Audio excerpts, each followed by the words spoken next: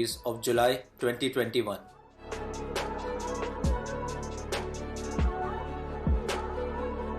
Number 3. Teen raised $38,000 by cutting off his 19-inch afro and gave the money to help kids with cancer. When the thing you're best known for is having great big hair, chopping it off might be considered the ultimate sacrifice.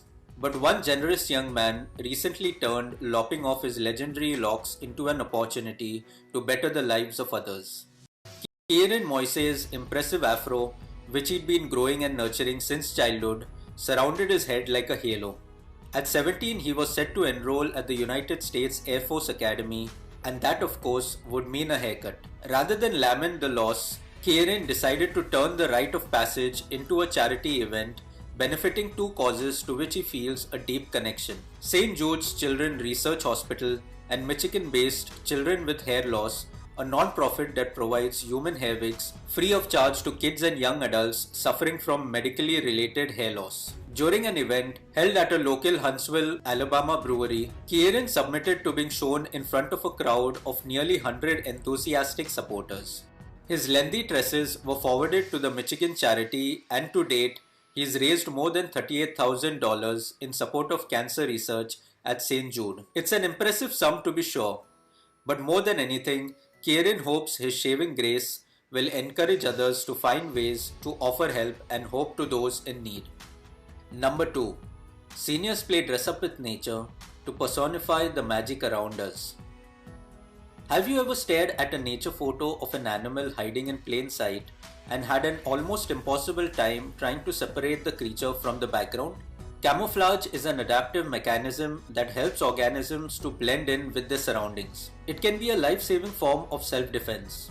But when the camera lens captures senior citizens as integral, interconnected parts of the landscape they inhabit, it can also become a life-affirming revelation of self-expression.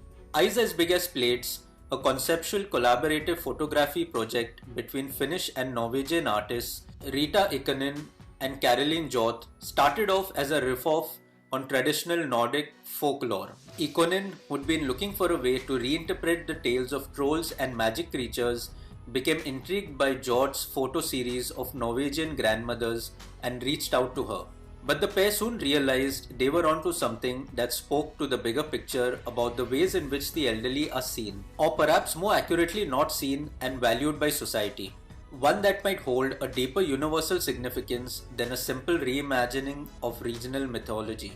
Throughout history, elders have been traditionally revered for their experience and wisdom.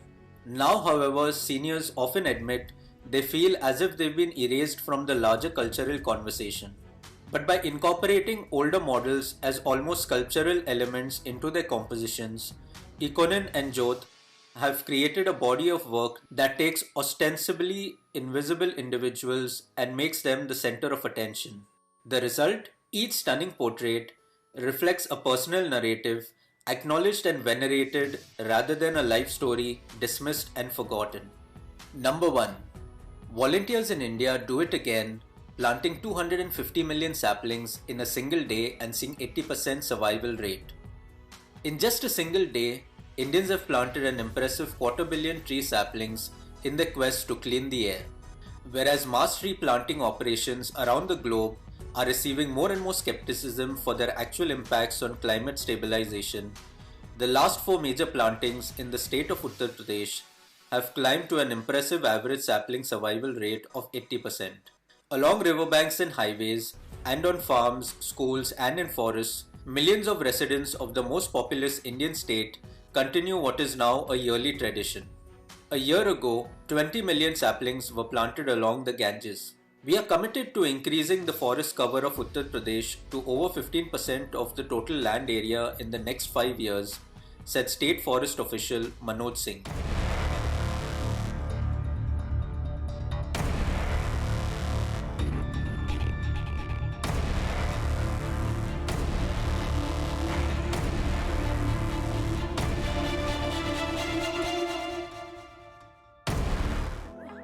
Watch them grow.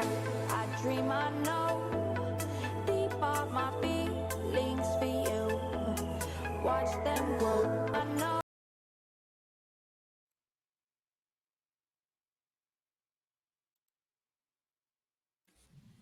And we are officially live, everybody. Welcome to Coffee and Conversation. I'm your host, Underground Media, and with me tonight is Larry Kuperman, which you all have met before. And I also have Brianna Wu with us tonight. Thank you guys for coming and having coffee and a conversation with me. Tonight, we are going to be talking about gaming and extremism.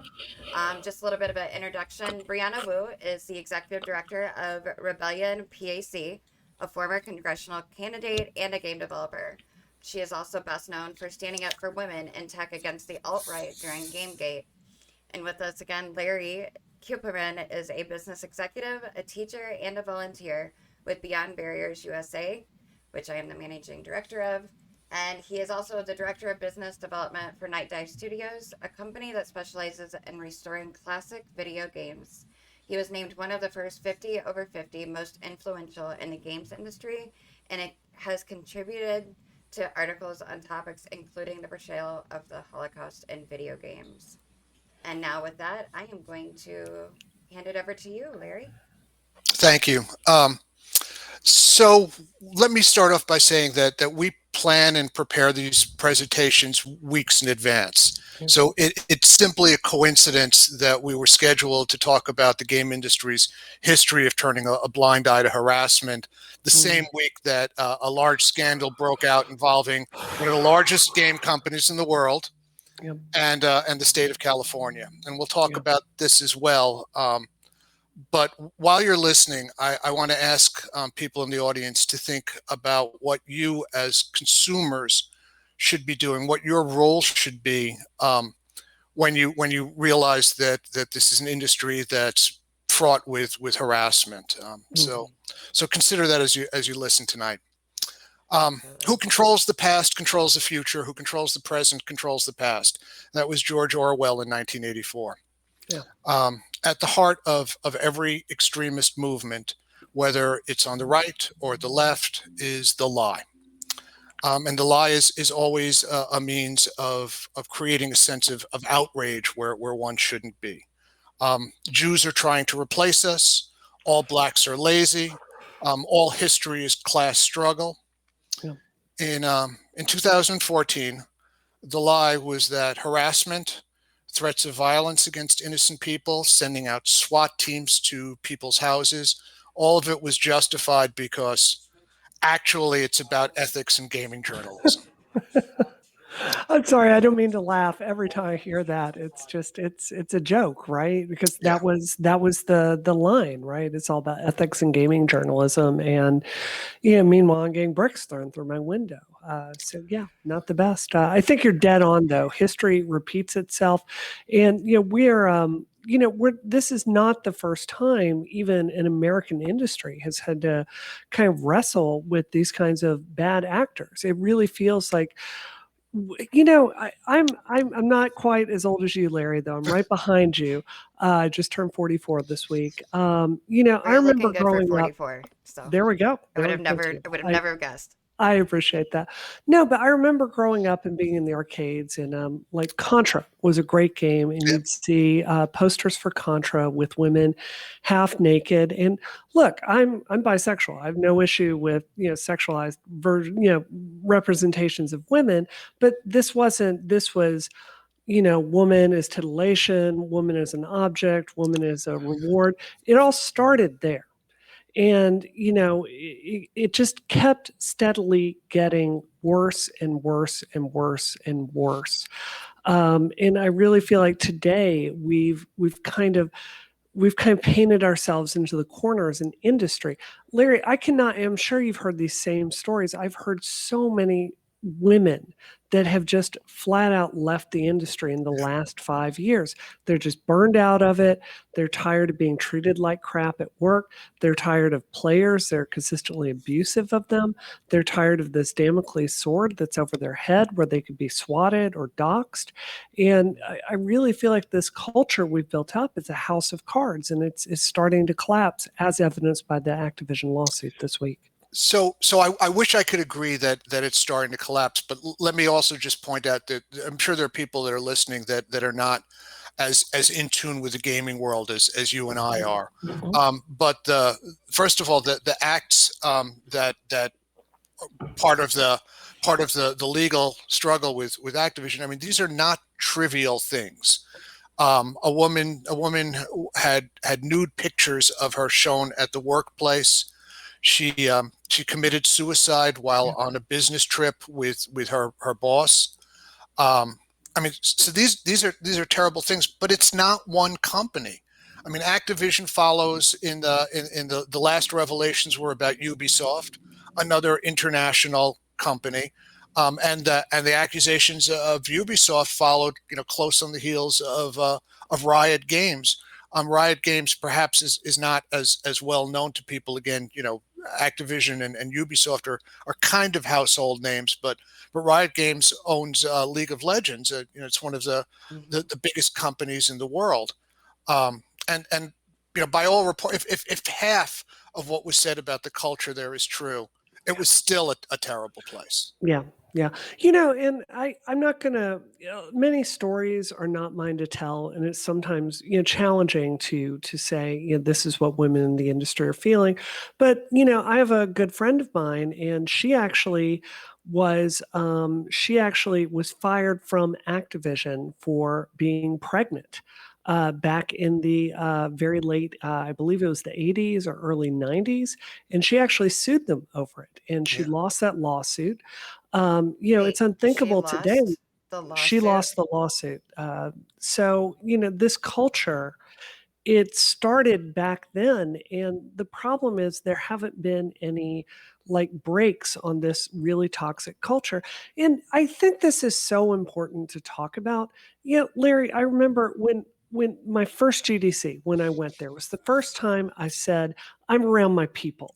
I Yeah. felt like I was around my people for the first time. People that love to create commercial art, that had that technical curiosity with development, that wanted to get really geeky with APIs, but like really had passionate feelings about games, which is, in my opinion, the most important art form ever.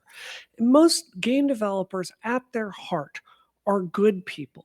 The best friends I've ever made are in this wonderful field, in the press side, the development side, all the way through it. And it's why it pains me so much to say that frequently they have a blind spot when it comes to these kinds of issues. It's always someone else is the problem, someone else's behavior. And there's just generally this culture of sexism and privilege that's just, it's boiling under the surface. And I wish it were possible to communicate to men in this field how much they inadvertently hurt us in ways they're not meaning to. And the problem is the toxic workplace bleeds over into the player base. That's right. Like we didn't, our audience didn't come out of nowhere. And it feels like we've taken this one kind of gamer for, for me, 30 years, and we've made them the center of the world, and we've catered to their every sexual fantasy, empowerment fantasy, all of this. We've told them they're always the hero, and we've never really asked them to reflect on their actions. And I feel, unfortunately, as much as I love the people here and as much as I love games as an art form, I feel like we deserve this hell we're in from the choices we've made. And just one thing I've got to say, it's so striking to me that I have played 1,000 video games where you stand up to the Reapers or kill Hitler or stand up against impossible odds and save the day. But that simple act of a man in a game studio when their coworker may be passing around nudes of a woman that just committed suicide and saying, that's not acceptable behavior. That is a kind of act of heroism we just simply don't get in this field. And I think it's really time to start asking ourselves why. So I don't think everyone in our audience necessarily knows what Gamergate was, Sure.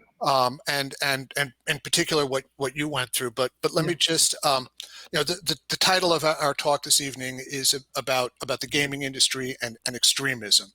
The sexual harassment thing just kind of kind of happened to be happening this week, and we can't and should not, absolutely should not ignore it.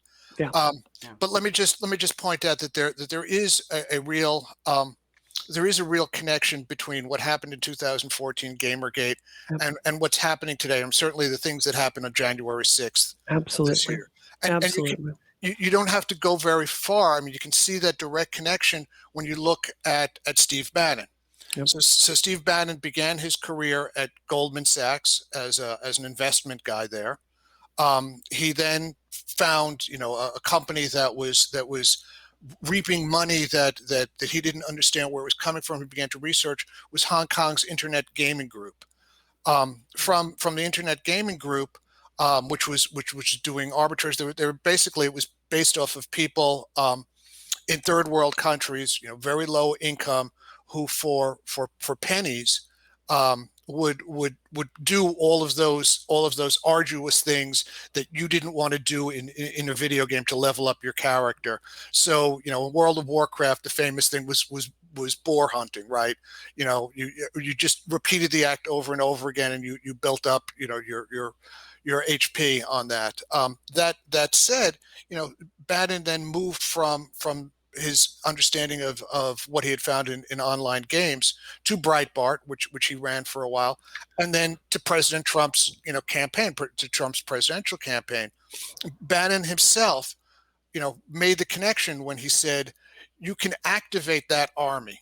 They come in through Gamergate or whatever, and then they get turned into politics and Trump.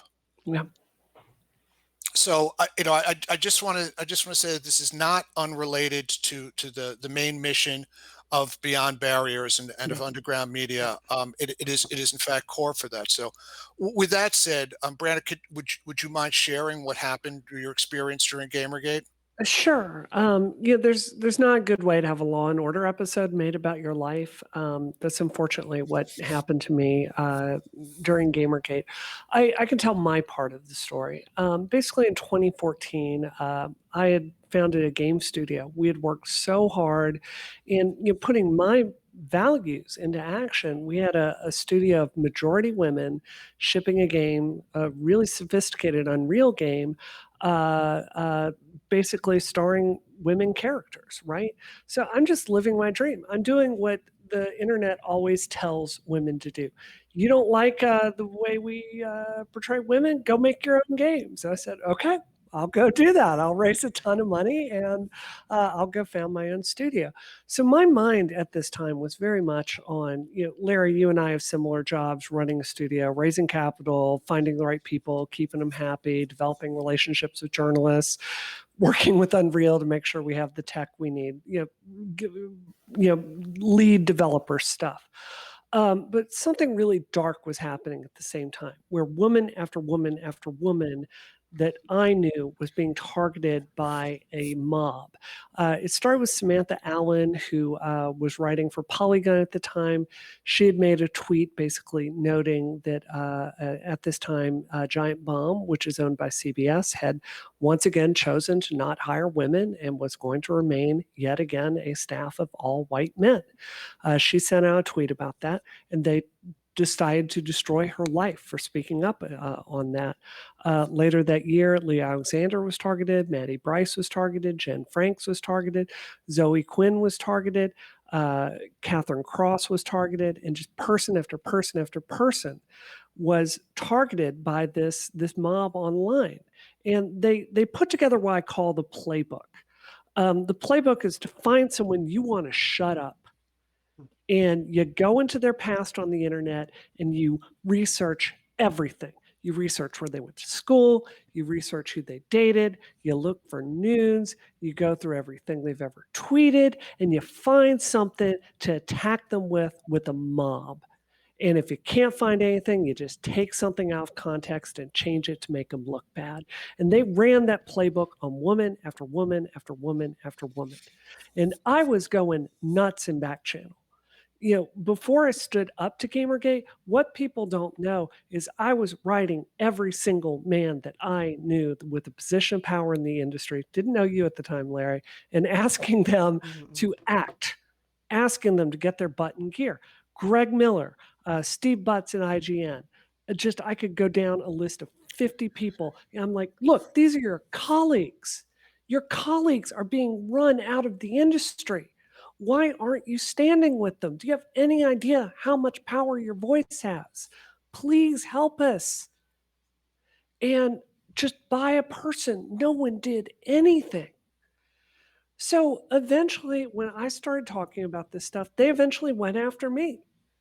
And I said, I closed my laptop. I remember this so well that day when they started, I was looking on 4chan and I saw them going through and starting to figure out where I lived, everything about me. And I closed the laptop and I knew if I kept speaking up, I was going to be targeted just like all the women I was trying to stand up for was. And it was a real question for myself. Like, am I going to stay silent and focus on my game studio, or am I going to live up to my principles? And I decided the cost of being silent was too high. They went after me with everything they had.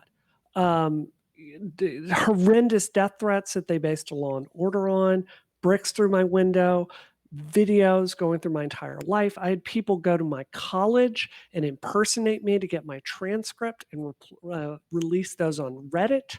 I had people go through and from pictures I put on Facebook, figure out a diagram of my house and release it, a pattern to go commit a mass shooting and murder my husband and I. And to put that out on the internet and say, this is how I'm going to do it. Y'all feel free to do it here. Here's where you break in. Here's where they sleep. Having all that garbage on the internet. And what is so frustrating about that is at the time I really thought, because it got so much publicity, I thought that it was going to be the moment that our industry really looked in the mirror and made some changes. And I really have to take a hard look today and look at this Activision lawsuit and say, we are not doing enough. And this exact same playbook, what's more frustrating is it's what's poisoning our political system right now.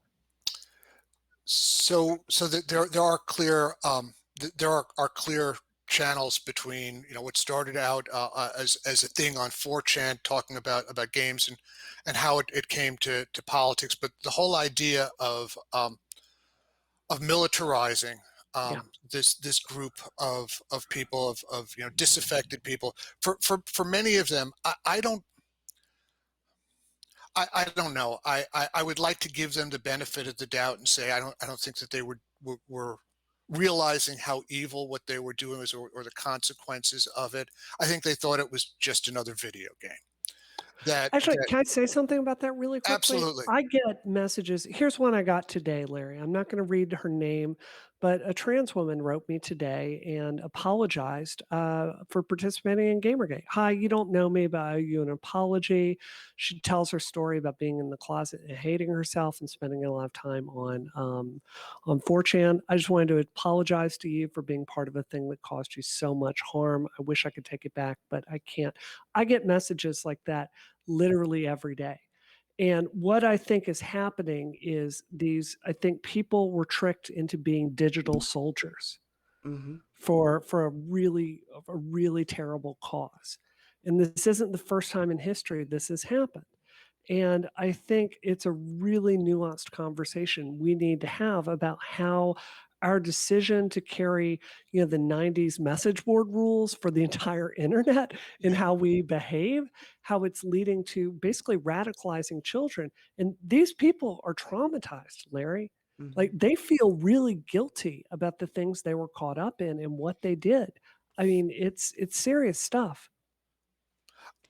I want to explore that issue a little bit more, but I think that during the time that it's going on, I think that there's a sense of invulnerability, Yep. and it's justified because as far as I know, other than a couple of aberrations, mostly over swatting, I don't think most of the people that were involved in Gamergate that did terrible things ever had to pay any costs aside from what the Jiminy Cricket in their own minds told them about. Yep.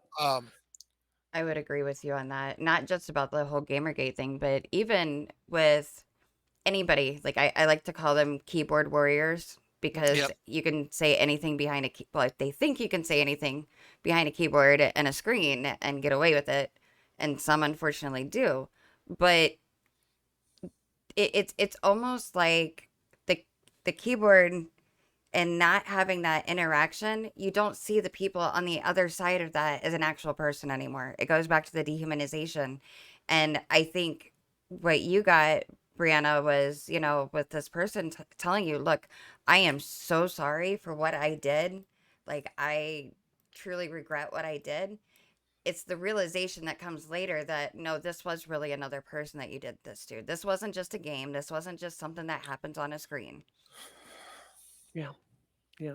And clearly there's similarities between the keyboard warriors of Gamergate and the keyboard warriors of the NSM, right? Yeah. Oh, yeah. Yeah, there really is, sadly enough. Like, and even I see it in the mess. Like, when I was involved with the far right, I wasn't on mainly like the message boards. I stayed away from that because I personally couldn't stand to see it. Yeah. Because I don't care who you are, you know what you're saying is wrong, whether it's in a real reality or a fake reality. You know right from wrong. And there is something inside of you that is saying that this isn't right. If any of you are listening to this, stop and listen to that voice because it's not right. You know, go ahead. Sorry. No, You're dead spot on. on. Yeah, Yes. dead on.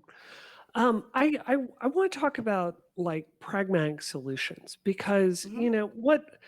what I think I've found I've had 5 years to think about Gamergate, actually 6 years. And what I find really frustrating about it is, raising awareness only does something if you have a plan once people are aware, Exactly. right? Yep. And I feel like people are aware now that women in gaming and in the game industry are harassed. Hmm. And I think people are aware that there's a pipeline between the toxic fringe of the game industry, like our consumers, and this reactionary political movement in the country. That was, as you said, Larry, very easily activated by Steve Bannon. We can't solve this one person at a time. And the question I get asked all the time is like, how do we move forward on it? Like there's clearly this link between gaming and extremism. What specifically do we do about it? And I have my own thoughts, but I wanted to throw that over to both of you. What do you think the action items are to solve this? Casey, I'd like you to go first because of your background. I didn't mean to throw you under the I was bus. getting ready to tell you to go first.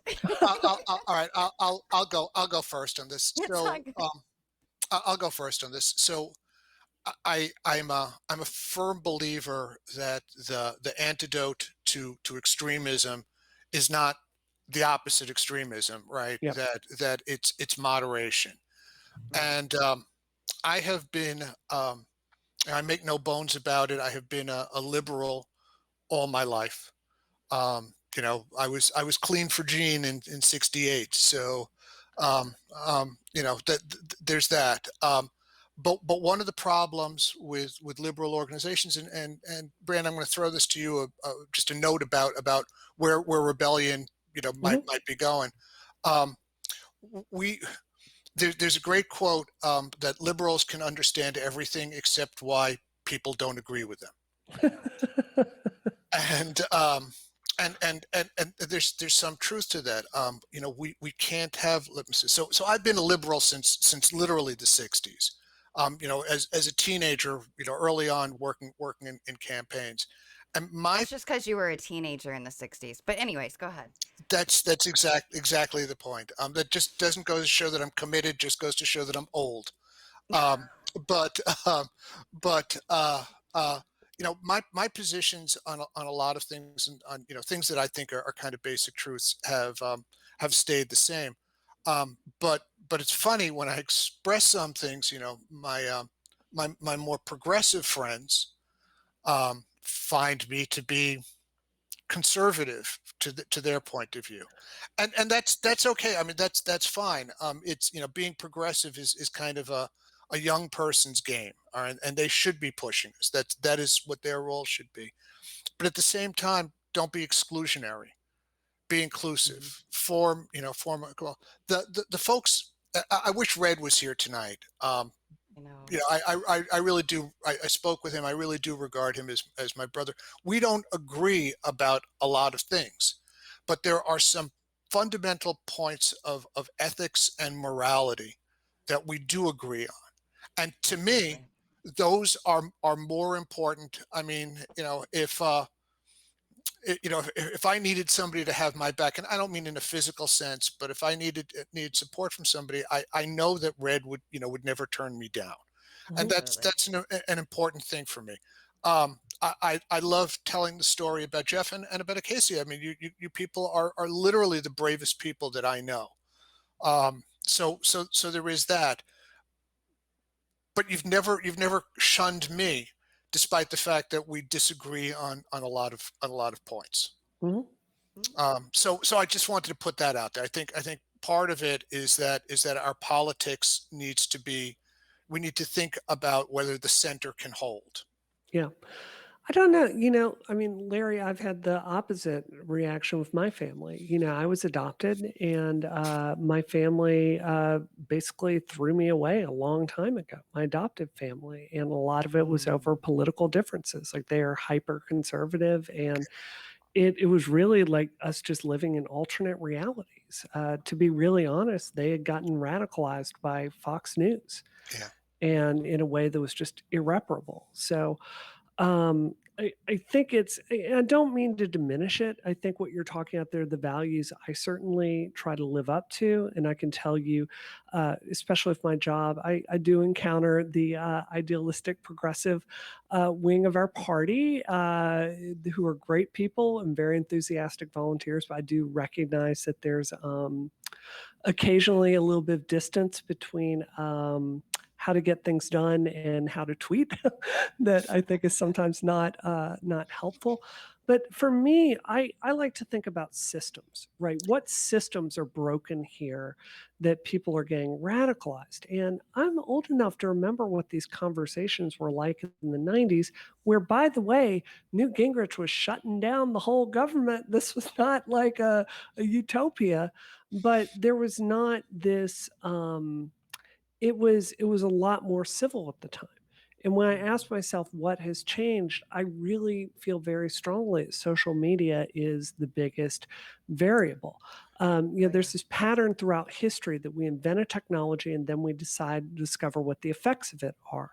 Yeah. In Vietnam, it caused us to feel like, oh, we've got all this technology. As a military, we can defeat anything now. And then we went and found out that wasn't quite true. I think in the social media age, we are finding out this is, it's really good at separating us onto our own bubble and just making us outraged all day long. I want to be clear. There's a lot to be outraged out there. There's a lot to be legitimately scared about right now. I'm very concerned about the state of our democracy, but I think the radicalization is happening in large parts because Facebook particularly, but Reddit has their fair share of blame for this. And YouTube does, that this algorithm is tuned to just keep you engaged. And the thing we know is that the thing that will keep you most engaged is anger. So right. I think Neil Stephenson, who wrote Snow Crash, he once called social media the doomsday machine. I cannot come up with a reason why he's wrong. I would definitely agree with you. It's funny you mentioned like how social media keeps you in a bubble, and it really does. Like we talk about at Beyond Barriers, echo chambers, and I know Larry and I've talked about it with Larry before too. Like the algorithms that are meant to help in some way, shape, or form, in many ways, do keep you stuck in those in the echo chambers, in those bubbles, because you start going down this one path and then all of a sudden the only things that pop up are similar things instead of giving you a diverse outlook on different things. You mentioned Fox News, and one thing that I mention to people is like, look, don't get your news from only one source because that will keep you in a bubble. Look at a couple of different ones, maybe that you normally wouldn't look at. I mean, I'm not a fan personally of CNN, but I still watch it to see what they're saying so that I can see what everything's going on. Because no matter, we are human beings and we're always going to have a slight one way or another a lot of times to whatever our viewpoint is. So, and news channels are not exempt from that at all. And it's that's the hardest thing, is that you get stuck in those echo chambers, and getting out of those echo chambers can be almost, I don't know how what the word I want to use is, but it can be Li- very li- painful. it's growth, and growth is Yes. growth is Yep. always, out of discomfort, right? I mean, that's just one of those rules. You know, when you learn something new, there is a period where you don't know that thing, and you're Yep. just not sure that you're capable of knowing it. That uncertainty creeps in. Hmm. Uh, so there's that. Um, Real quick to get back to the original, yeah, what you had mentioned. Can you repeat the question that you posed, Brianna? Because I know it was really Right. important, and I'm very ADD, No, unfortunately. So it's it fine. went over because I got I think my sidetracked. thing is like we're all talking about individual solutions, right? What Right. structural changes, what policy changes do we need to be advocating for to address? Like we all agree here, this radicalization is happening. We all agree that social media is some component of that Mhm. radicalization. What are the structural things we need to do to address it? And I have a couple, if I can just throw them out Go there for it. and tell me Yep. if you think I'm wrong. One of the things when Congresswoman Catherine Clark got the FBI to intercede with my case in Gamergate, even though they ultimately failed to prosecute, Yeah. one of the things I learned is that there was no one, literally no one, no department, no specialized task force, nothing at the FBI that was tasked to prosecute these kinds of extreme threats on people's lives on social media. Mm. I think that the FBI funding a specialized task force to prosecute the most extreme cases of threatening to murder people, which is a crime, according to Yep. Danielle Citron, my friend. I think that it would introduce consequences into the equation where if people are thinking about doing that, we now have consequences and people could end up prosecuted, civil fines, things like that. I think that would be a very worthwhile investment. I also am of the opinion that Facebook needs to be broken up. I do think that if you have companies this large, you have a responsibility with the communities that you end up building. I think Facebook is an egregious example and has shown over and over and over again they're not going to do the right thing. And I do think that it's time to break them up.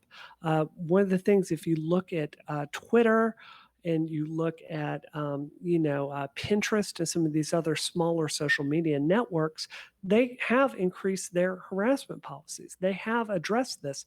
Medium, very specifically because of me, adopted anti-doxing policies on their platform and other things to help address structural harassment. For whatever reason, Facebook can't do that. And I think it's time for us to look at frankly, breaking them up because they just have too much power. So let me say to you, when I was a kid, the thing that was going to be the end of the universe was when we broke up Atlantic Telephone and Telegram, Right. the AT&T. Yep. And within a couple of years, we no longer had black bakelite phones that you had to dial with your fingers, and it did the opposite of what people forecast. People said, "Oh, our communication structure is going to fall apart." No, that competition promoted development and promoted Exactly. growth. And when you have monopolies, they become moribund, like Facebook is. Yep. Yep. I will definitely agree with you on there. And to answer the question in kind of two parts. One, I agree with you. Facebook has gotten too much power, and it's like I would say Facebook and Twitter. Although I prefer to call it Twitter because it's just, there's a lot of ugliness on there, and We people, I think, just go to just to do it for the we fun we of get it. we get it. Yeah, we know. We Yeah. know. No I'm sure further you know explanation all needed. too well. But a lot of these big tech companies, such as Facebook, um, are like, oh, well, we will just rearrange our algorithms, or we'll go to this person, we'll go to that person. But essentially, it is almost a monopoly on, that social media site, because there aren't anything else. And as soon as something else comes along, it gets brushed to the side immediately. So I do agree, like, there needs to be the competition, like Larry was saying, there needs to be something. Exactly what that answer is, I honestly don't know. Let me just But also go ahead. point out that not only is Facebook the monopoly that dominates the social media landscape, but it's also the largest source of news in the world. Yes. Yeah. And And that's kind of terrifying when you think of it. right. And we lost Brianna for a second, but hopefully she'll be back. Um, the other thing is too is that we have, with Facebook being that, a lot of people don't realize, and I started seeing it, Facebook buying out Instagram, WhatsApp, all of these things, which makes it even more of a monopoly than the monopoly. And we're back. Yay. Apologies, Oh, y'all. My it's internet. okay. It's easy to get you back in the stream. You're good. Mhm. But hold on, I was gonna look at my notes here because I had a couple of notes.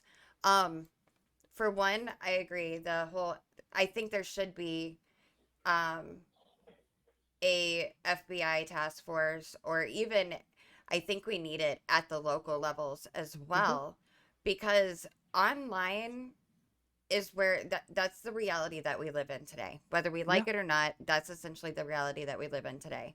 Yeah. You aren't getting typically you aren't getting threats in the mail that they can go and take fingerprints off of, but they can take Right. electronic fingerprints. Yeah. It's just a matter if they're willing to do it. Yeah. I have had problems before where people have threatened me. I also had my identity stolen online, which they essentially were like, well, we really can't do anything about that because it was online. And Yeah. it's like, the thing is that it takes more work, but everybody has been sounding these alarming bells since 2014, if not before, Yeah. of, hey, this is what is coming. I mean, heck, George Orwell, although I Yeah. don't think he really knew everything that was coming, some of it's just kind of like, here it is. But we know what it is now. So, like you said, what is an action item that we can do?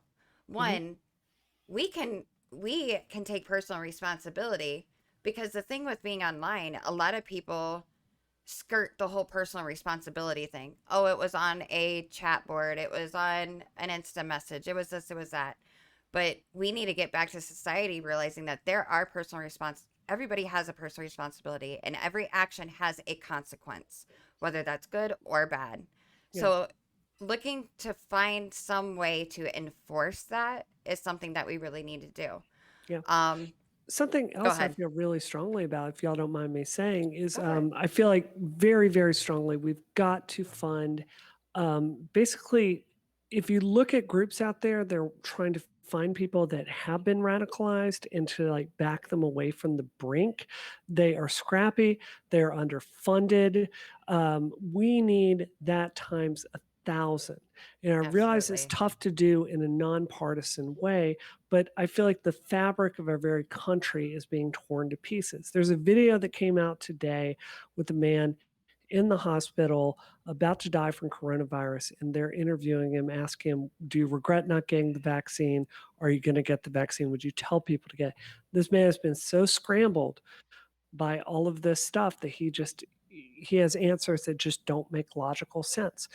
We it's nice to like put this on an individual and say we should all be kinder to them, and we should, but I think there's a structural need for in our communities, for nationwide. If you're a parent and you see your kid getting into this stuff in a way that's really dangerous, what help do you have to turn to? Like, we need mental health resources open to people.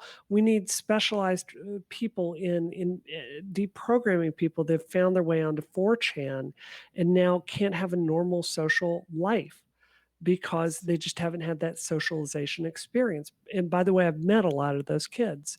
We've got to fund something like that nationally, and we don't need to hand wring about it.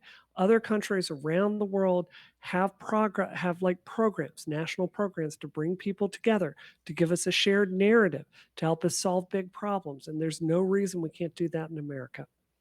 I am 110% agreeing with what you say, and Larry will know this too.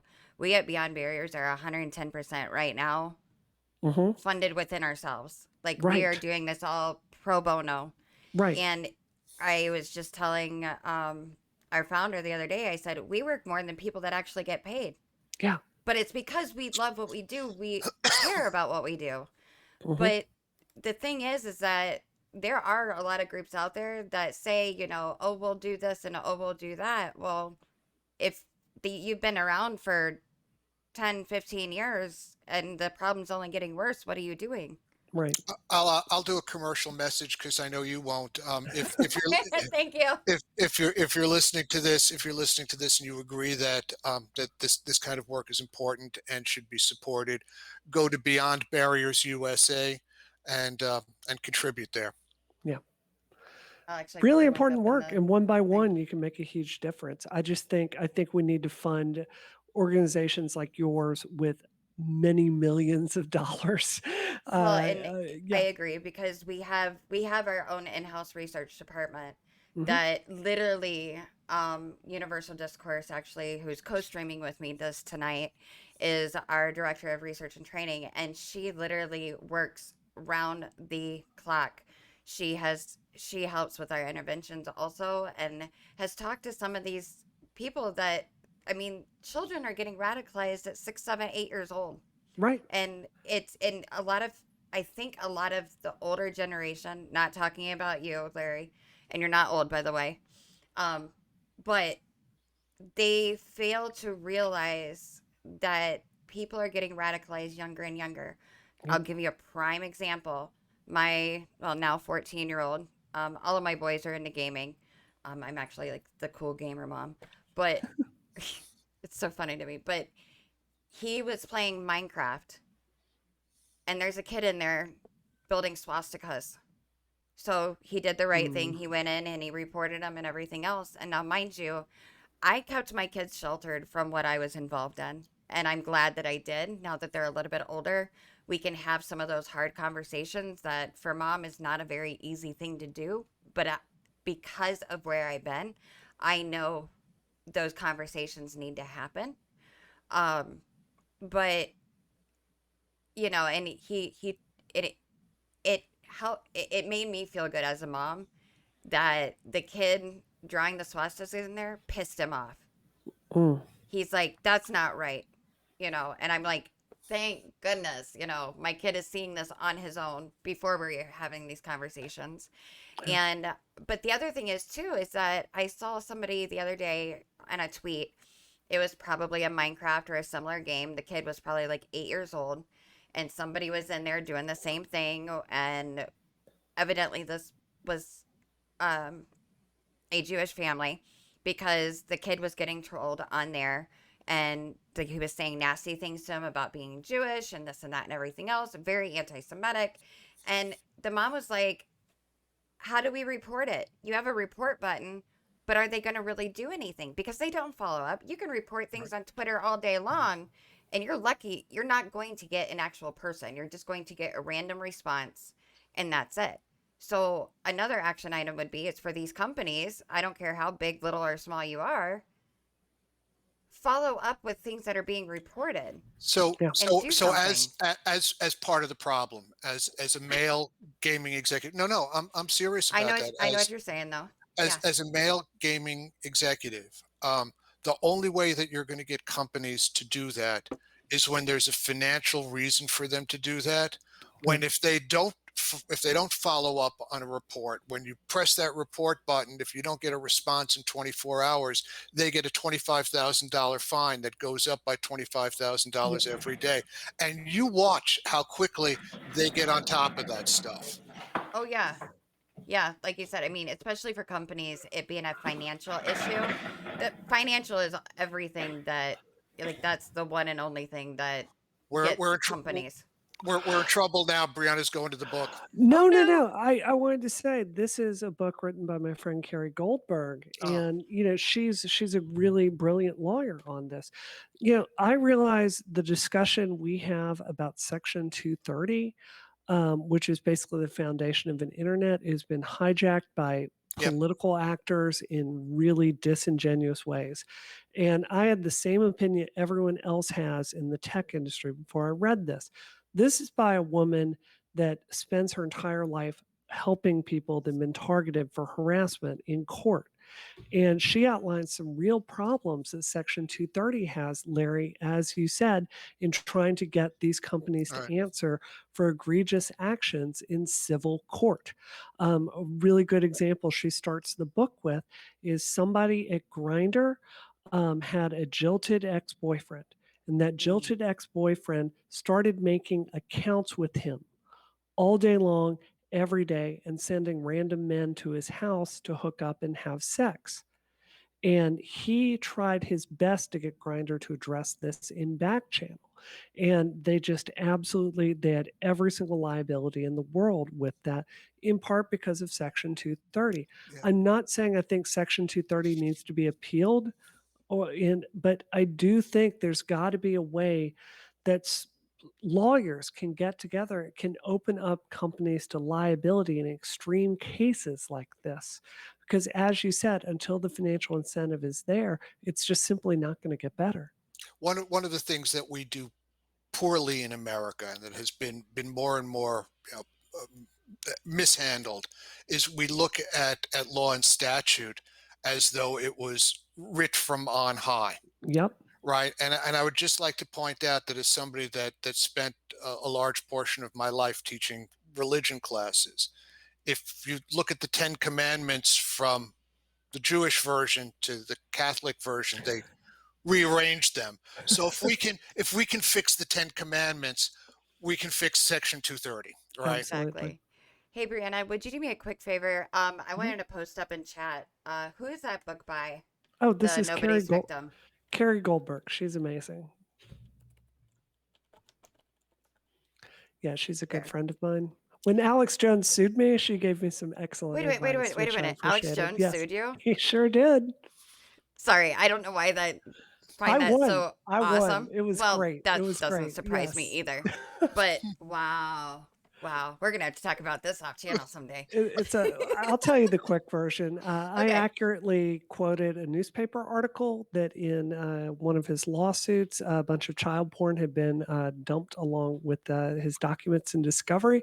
Yeah. I accurately quoted that article and linked to the article, and he decided to sue me about it. He wanted to sue you for laughed slander out and of court. libel. Yep. Wow. Alex Jones took the standard thing of, I don't know how that pornography got on my computer to be. No comment. Right. Yeah. Well, we won't go on that one. We've that's a separate industry problem, but we have that in the gaming industry too. I want to say a couple of positive things, yes. if I can, things that are positive that should be aware. I know a number of my friends from the International Games Developers Association here in Las Vegas are listening tonight. I hope some people from the greater IGDA, but the IGDA issued a very strong statement today, and I want to give a shout out not only to the organization but to our leader there, Renee Gittens. I thought it was very well written and worth noting. I also think that if we can agree that that the gaming ecosystem kind of created this problem, I think that we can also look at the gaming ecosystem for some solutions. Mm-hmm. I have to give a disclaimer on this. Because I worked for Stardock for 11 years. That's how I got my start in the games industry. But one of the underappreciated game series, and comes out every 4 years, is The Political Machine from Stardock. I'm going to assume that there's been continuity. I think I've got the 2004 version of it up on my shelf up there. Yeah, it's up. No, it's actually 2008, the top shelf on there. But it's a very accurate political simulation game, and the reason that I tout that so much is I think that that young people would get a better sense of how politics really works and doesn't work from that game. One of the challenges in that is that if you don't follow the party line, if you're a Republican who is in favor of very strict gun control, or if you're a Democrat who feels that I don't know, pick whichever hot button issue, that abortion is a sin and is against their religion. You're just not going to make it to the stage of being the candidate. You're not going to win the primary to get there. So that's an oversimplification, but it's based on it was, at least at the time that I was there, was based on real polling data. I'm not saying that it's going to replace civics classes. Do we have civics classes anymore for kids? Nowadays, know. I honestly don't know because we barely had it when I was in high school, and that was a while ago. And Yeah, nowadays, I who think knows? when we tell them, when we teach kids, what they should know about being a member of society, we just say, "Oh, go read about it on Facebook." Uh, Right? That's a really good point. I want to return to a fork in what you were talking about, Larry, though, about specific things our industry can do to kind of address this harassment problem, because it's interesting. Like you gave an example of Minecraft kind of having Nazi Hmm. symbolism in it, and Minecraft is certainly not a game where the systems are designed for harassment, but you might look at something like the kind of macho culture of say Halo, right? That Yep. that definitely does have it with voice chat. So I mean, what are some of the things I can give some of the things I think our industry should be doing. I think community managers are the most underpaid, underappreciated, underempowered professionals in our industry. I think it's time to start paying them like the pros that they are, and to give them more authority to boot the a-holes even when it affects the bottom line. Right now, we burn and churn community managers right and left. And the result of that is these nightmare toxic communities just spring up and no one is empowered to do anything about it. I feel very strongly we need to empower them more.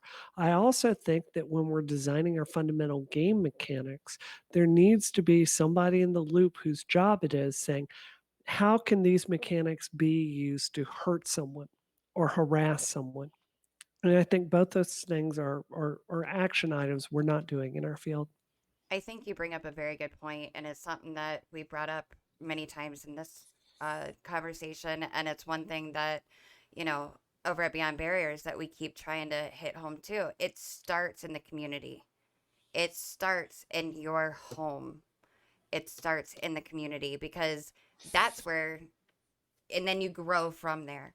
Because if we're not willing to make the changes within our own homes and within our own communities, how can we expect them to change it at the national or the state or the county level? I mean, you really can't, because there's not going to be any reason for them to do that. But if they're able to see that it's going to benefit it, and that's what this entire community wants, then that's what's needed.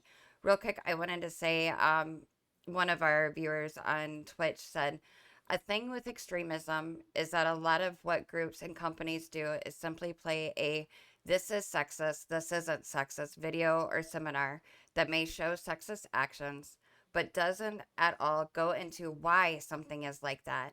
And such cannot make people begin to, hold on. Sorry. Cannot make people begin to break their pattern and think in a non bigoted, non reactionary way. And I think I just wanted to point that out. I think Teddy had a very good point there, because a lot of times, a lot of these companies want to be like, oh, well, here's a video. Don't be sexist anymore. Or here's a video. Don't say these things. But it's like what we say here at Beyond Barriers is that, we got to break through the barriers of our mind. It's got to change here first, and then actions can follow. So sorry. I think Go ahead. that's so well said. We don't need any more empowerment luncheons for women in tech at Exactly. GDC. No, don't get me wrong. I love They're networking with great, other but women professionals, but we're not the problem. We're not the right. people that need to be having this discussion. I gave talks at every single major tech company in the world during Gamergate. We didn't need them to do that. We needed them to be passing the policies I was talking about, That's right. and they didn't. So, ultimately, I see those things the same way I see companies that change their rainbows during, Gay Pride Month, right? It's you marketing yourself. We need to have real discussions about empowering things to fix them structurally, because this one at a time approach, or let's all be good and stick to principles, it's just not getting the job done. Right. Tho- Larry? those videos were made by the same people, the same companies that used to make the anti-drug messages in the 1960s. So just thought I'd point that out for That's you. awesome. And how well was that effective, Larry? You know what they say, if you can remember the 60s, you weren't there. That is so true. Oh my Oh my gosh. goodness. You're too much. I love it. Love it. Love it. I, And I think I go think ahead. one of the other things that has been said is that I'm going to come back and say there have to be financial consequences for Yep. companies. That's the only way that you're going to motivate that expense. It has to be clear that the amount that they're going to have to spend to change is less than the amount that they're going to be fined if they don't change. Yep. That lesson has to be really clear. The other thing is we need more women in executive positions. And Brianna, you said that on Twitter today. Yeah. And the first thing I did, and I'm going to mention the name, but first thing I did was I direct messaged Carly Wetzel on my team over at Nightdive, who started out as our community manager, is now one of our lead producers. And I thanked her for sticking with the company, and for Carly is one of the people that left Nightdive and came back, and for making the company a better place. That's amazing. Good for her, and good for you for recognizing that. Absolutely. One of the other things that I do, it is a point personally because of the way Nightdive is, but I think it's also a very 2021 thing to think about. A lot of people aren't willing to go back into the office. Yep. A lot of people have tasted that forbidden fruit of work for home. I have been working from home for since 2011. I find a lot of companies, when I tell them coming into the office, they say, no, we'd prefer if you stay far. um, you know, just send pictures of the T-shirt. We're good. Right. But I think I think that toothpaste is not going to go back into that tube. And as more and more companies switch to a work from home policy, there are two consequences to that. One is that in-person harassment becomes a lot harder, right? It's a lot harder to do that when you're separated by that distance. But the other consequence of that, and that really speaks to this, is that the online stuff becomes more and more important. As we switch to, if somebody is work from home, you can't tell them, well, just disconnect from the internet. Yeah. You mean not go to work for 2 weeks? Because Right. that's what, Exactly. that's what disconnect from the internet means. So we really do need public policy in those spaces. Yeah, that's a lot of why I ran for Congress, to just really be honest with you, Larry. I feel like it's not like harassment. When I ran for office, people thought I was just running to address Gamergate, like on a policy level. But it's not just that. It's our tech policy is a mess. Our cybersecurity is a mess. We need leadership on all kinds of things connected to our electronic infrastructure. And the reality is our current legislature is just not capable of getting it done. The people that are sitting on the Science, Space, and Technology Committee in Congress are just frankly not qualified to be there, many of them. And I feel so strongly like we need new leadership. We need new people in these positions. So I'm going to send everybody out to research the meme, but you mean, Brianna, that the internet really isn't tubes? I've always actually felt that that was kind of unfair that he got blasted for that, because his analogy is widely correct in a It was very wide sense. it was okay. It was it was received differently by anyone that hasn't seen the movie Brazil, but it was okay. But then he went on from there that Yes. his receptionist was his secretary was trying to download the internet the other day, and it was really slow. And It's yeah, remember when Bush called it the internets? I still call yes, it that all the time. Oh my gosh. I'm a big one for talking about the Facebook, but The Facebook, yes. I was uh, actually going to ask you, Brianna, and it's funny that you already brought up running for Congress. How was it? One, how was it as a woman running for Congress? And two, just in general, how was it? But I Well, know being a yeah. woman and going into the predominantly male spaces is difficult anyway, as you already know. Mhm. So I just kind of I was just curious what, for you personally, how was it? And then also being a woman in that, how do you think that differed? Well, I can tell you, obviously there's no woman that runs for office that doesn't run headfirst into a lot of sexism.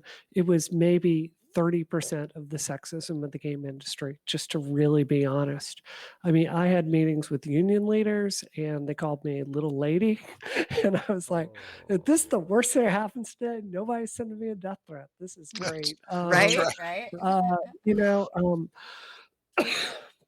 honestly, that part of it wasn't bad. It was really more of the, excuse me one second. You're good. Mm. It was more of the structural issues that I found. We raised a lot of money for a congressional candidate, a lot of money, and it still wasn't enough to get it done. The reality is, you spend so much of your day fundraising that's a really high structural barrier to anyone that's challenging an incumbent. So Mm. it's something I'm going to run for office again. Part of the reason I took my job at Rebellion PAC is, we raise a lot of money there, and that's what I'm going to need to do to eventually run for Congress again. Just in case anyone doesn't understand that when Brianna's saying PAC, it's Yeah, Political Action Committee. Political Action Committee. It's the gender part of it was not that bad. It was frankly the money raising and the Money. structural barriers. That was the really frustrating part. Gotcha. Yeah, that was the other question that I had for you, is that because I wondered, because I know it's not cheap running for Nope, Congress. It's nope, not cheap running for any sort of a position nope. when it comes to politics. So that was kind of my other question. I was going to see the was it the sexism, or was it, and you mentioned it, fundraising Hmm. that takes all your time. Now, just out of curiosity, like on that same note, how are you able to pay attention?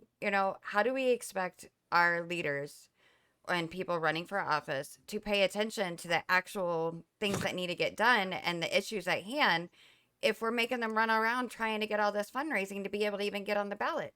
It's a great question because the reality is, when I ran for office, I would sit in this chair and do fundraising for 5 or 6 hours a day, every day, calling strangers, hitting those connections. And, that doesn't let up once you're elected. So it's one reason I personally am a big proponent of publicly financed elections. I think it would be a huge investment in our democracy. But, until then, I play the game that, we're given. Dark Souls is Right. hard, still got to play it. And, if I'd raised about 4 times as much, we would have been very competitive. I did very well. So, my temporary goals are to keep building those career structures to raise money, which, Larry, you can appreciate. The ability to raise money is a good talent for someone that That's right. runs a game studio. Very Yep, important skill. that's right. Uh, Crazy. of all the things that you've said, this evening, I think the one that I'm going to quote is that when you were asked about running for Congress, you said Dark Souls is hard, but you still got to play the game. I think Yeah, that's going to be my takeaway from this. it's Um, totally true. I just want to add on that there are some resources. I don't know if anybody that's listening tonight is considering is considering a run, but there is an organization called Run for Something Mhm. that helps people begin their campaigns. And you can also volunteer if campaigning isn't something that you're ready for yet. You can also volunteer to be a support person, and you do things like critique candidates' pitches. These are not Joe Biden is not getting his advice from Run for Something, okay? Yep. But No? the local representative in your area, um, the people that perhaps have the greatest impact on your day-to-day life, the head of the FBI is great. I'm glad he's doing his job and watching out for stuff. But it's the police commissioner where I live who has the greatest immediate impact on my life. So they will help you run for those kind of local jobs, or you can come in as an advisor or support person for people that Yeah. are running for those. Absolutely. You always need volunteers. I think if I did the last few years over again, I probably would have run for state senate instead, because the amount of money you have to raise for state senate is a joke. It's only $100,000. And I'm very aware that's a lot of money, but that's something you can do where Well, it's, that's it's cheap compared to 1.5 the million. other. Right. Yeah. Exactly. Right. When you're comparing the numbers, that's definitely more easier to obtain So, Yeah. so, than. so again, the other part is where does that money come from, and who are you obligated to on that, and reaching into my old bag of quotes, and this is one that predates my existence. An honest politician is one that stays bought. It's true. I do have to say, non-cynically, I've met a lot of people that do the thankless work of politics because they genuinely love this country and are scared about the direction it's going. Um, I think one of the things that surprised me the most, Larry, is if you compare the competence of the average person that works in the game industry with the average person that works in politics, uh, game industry is wildly more talented. Like the standards we have in the game industry Yes. about things you get done and the ability to think on your feet, we just put politics to shame. So, my message to anyone in the game industry, particularly thinking about running for office, think about all the skills that you have. Pitching to media, you got that. Raising money if you run a studio, you got that. Solving problems, innovating. User acquisition is basically the exact same thing as getting votes and getting to your win number. So you've got a lot more talent at it than you may believe. Brianna, you, Absolutely. you have to share this one with Frank, please. On that note, Babe Ruth was once asked how he felt about being paid more than the president of the United States.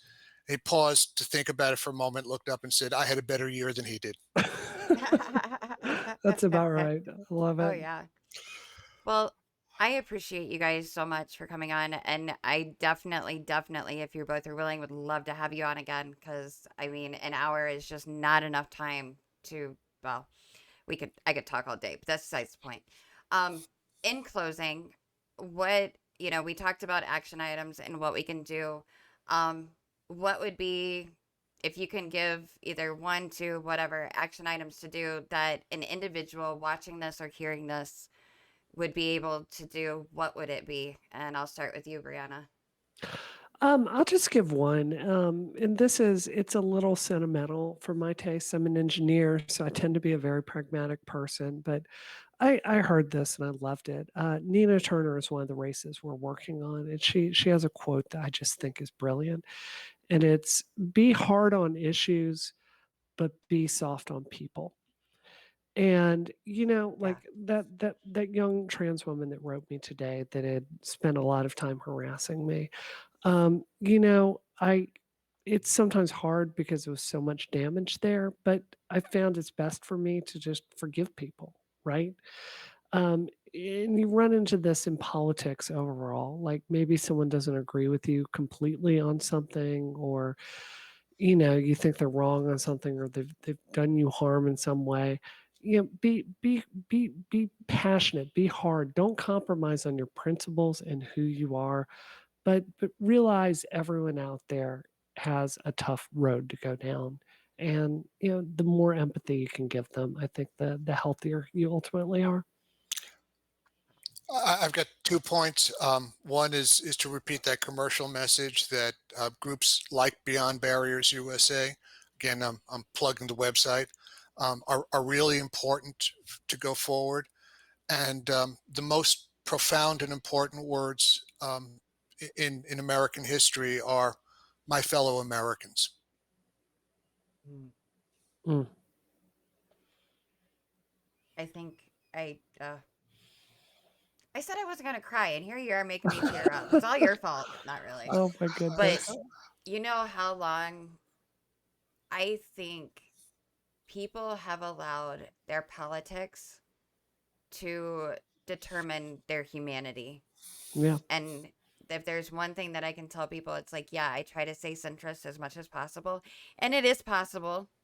But just remember that a person is not their politics. A person's politics, whether they're left, right, indifferent, good, bad, evil, whatever, does not determine their humanity. And it doesn't give you the right, even if you abhor somebody's politics and they are the worst in the world and they might hold some views that are just evil beyond evil, that person is still a person and deserves the respect any person deserves. Their ideals might not, but them as a person do. And I guess the last thing would be for me is that to remember that. Remember that even though you are behind a screen and a keyboard, that there is another actual human being on the other side of that. So that's my 2 cents. Good note to leave on. That's really well said. Thus So- endeth the sermon. Yeah, I have a really bad habit of that. But So good. thank you guys so much for sticking with us today, and definitely going to have you on again. And for all my Twitch viewers out there, I am actually going to raid you over to Universal Discourse. If you want to know how to have discourse with people that you might not like, tell you what, she is the person to go to. So with that, I appreciate it, guys. Thank you very much. Good evening. And you guys have a great night. Same to you. Thanks for having us on. No problem. I appreciate it anytime.